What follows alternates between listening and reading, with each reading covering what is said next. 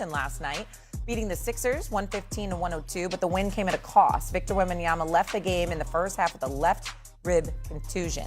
Wembanyama's status for the final week of the regular season is unknown as of right now. Now, the Spurs have played 16 games without Wembanyama this season.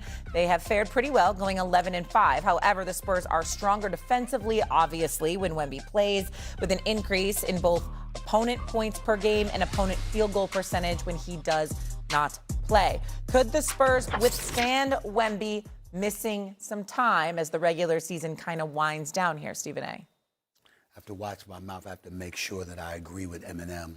Who said that? Because during the break, my daughter felt I was too disagreeable. Come on, baby girl. And she's, Thank you, boo. And she's like, she said, you don't just do that, you show her love.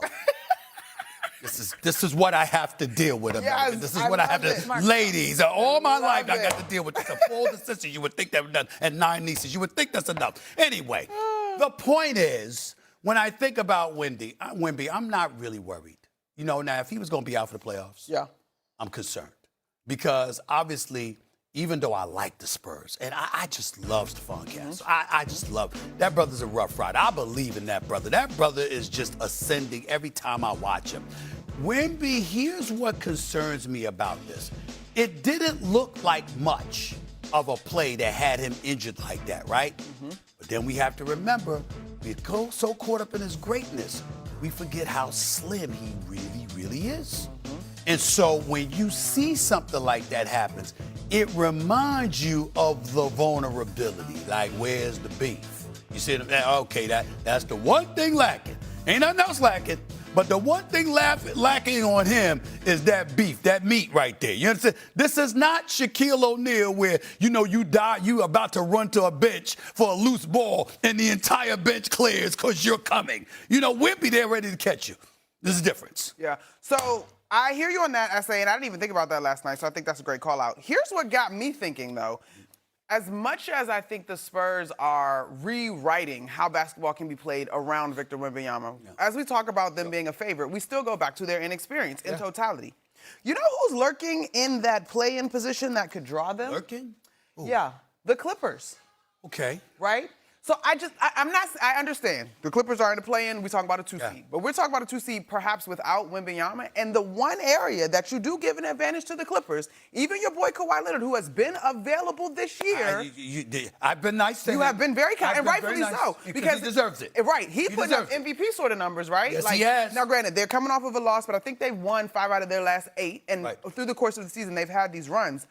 That experience, that group, including Darius Garland, like the size of that group, Ty Lue as a head coach versus Mitch Johnson in his first rodeo as a head coach as far as the postseason is concerned, that is something that has caught my attention if this is going to be an extended absence for Victor Wembanyama. Well, I would say this to you. I believe without Wembanyama, the Clippers beat the San Antonio Spurs. Let me be very, very clear. They don't have any deficiency in coaching when it comes to Ty Lue and Jeff Van Gundy. Now, I know they got their explanations about what happened to CP3. I'm always point the figure at Lawrence Frank and how he handled CP3's departure. He's been around too long. Lawrence Frank knows better than to handle stuff like that. Having said that, they do look good. They have looked better, and Kawhi Leonard has looked all world. Now, I'm going to fall off the wagon. If that brother get hurt again, he ain't available for the playoffs. Because I have never once questioned his ability. I know he's great. What I've always said is his availability. Damn, this brother can give a masterclass on how to get time off. He better show up. But as long as he's available in the playoffs, oh, damn, we can't dismiss the Clippers. Something also to think about, Victor Wembanyama does have to play one more game, at least 20 minutes, in order to be eligible for postseason awards. Coming up here on First Take, the Hawks had the Knicks on the ropes last night. What team should the Knicks want in the first round? But there are some other teams knocking on the door. A lot of scenarios with a handful of games left.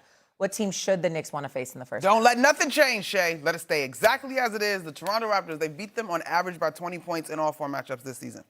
Very simple for me. It's a bad matchup for Toronto Raptors. I want the Raptors in the first round because I want the Knicks to get to the second round. You know what I'm saying? And I'm worried about them against anybody else. It's just that simple. So I definitely like them. Listen, I watched Joel Embiid on one leg 2 years ago, average 35. On one leg. And Tyrese Maxey with VJ Edgecombe, that makes me nervous. The Hawks make me nervous. LaMelo Ball and Concanipple and those, they make me nervous. Yes, I would prefer that the New York Knicks play the Raptors. Obviously, the Hawks, with what happened last night, also made me nervous. So remember earlier on this show when Stephen A. called me, what was it, Agent Orange? Yes, girl. Get him. Now listen. Get him, Shay. Listen, this dude's got this in his closet, too. Get him, He's got Shay. the same Get him, Shay. suit in his closet. Get him. Bother him in 2 weeks, but it looks like he's going to have to play through it. I think that's one of those days. A contusion. I've had to play with thigh contusion, knee contusion. This is ribs. A rib contusion generally is about a mild one, 4 days, and he could play. Do you think? Yeah, he just got the He's smaller got Friday frame. and Sunday. You're nervous because he's got the smaller frame. If he was built like Giannis, we wouldn't be as nervous. That's right. You know what I'm saying? We're waiting for him to put that 20 And that's pounds been the on. concern with him. When you get to the playoffs and he's getting banged around, It's the can playoffs, he sustain it? I The think season it's the ends playoffs. Sunday. Somebody to look in the camera like that and say what he says, I think he's going to tough it out. I'm saying can He won't survive have a it, though? playoff game until the following weekend. So forgetting the Plenty of 64 or time, 65 games, he has time to get ready. All right, as with running the floor through the NBA, we showed you highlights earlier. Jalen Brunson leading the Knicks to a victory over Atlanta, 30 points, including the go-ahead bucket right here. He had 13 assists to go with that for against the Hawks last night. Atlanta had a bucket at the buzzer that would have tied it, but it was just milliseconds after the clock expired. Alan Hahn, for those who were saying the Knicks would rather be the 4 seed than the 3 seed to avoid Boston in the second round, what do you say to those people? I say you're crazy. You want that 3 seed. You want to play the team in the 6 seed. That's your matchup that you're looking for. The 4-5 is a dangerous place to be, especially if you're going to see the Atlanta Hawks, because that's a very dangerous team in the first round. They had won 18 of their last 20 games going into that game last night. They hadn't lost at home in 6 weeks. This team is on a heater. Shump, I want to take from you on both teams. Let's start with the Knicks. You know what playoff team, you know what teams that are going to make a deep run look like. Right. Do the Knicks look like they're so up and down? Do they look like a team ready to make a deep run? I get it that they don't look like they're ready to make a deep run now, but it's regular season basketball. I think that when they get in the playoffs, I think things will start making a little bit more sense. They have another gear. They've proven they have another gear. Yep. I mean, they're definitely going to need a little bit more out of their other guys, man. I don't want to call anybody out right now. I'm rooting for them. But I took away some good things about it. Mitchell Robinson's been playing really well right now. Well, let's say names in another way. Who needs to be their big? Jalen Brunson is going to be Jalen Brunson. Who else do you think needs to be the guys that are going to carry them if they're going to get there? I'll just say it. Michael Bridges, like, listen, you gotta get out here and you gotta do something, man. I know you're having your ups and downs, but when he is consistently himself and he's running the floor, he's good defensively. He's shooting it well from 3, and he looks confident. They look like a different team. It looks like Josh Hart has a lot more, less pressure on him than Jalen Brunson has a lot less pressure on him than. But right now, they're leaning on Jalen Brunson so much, which we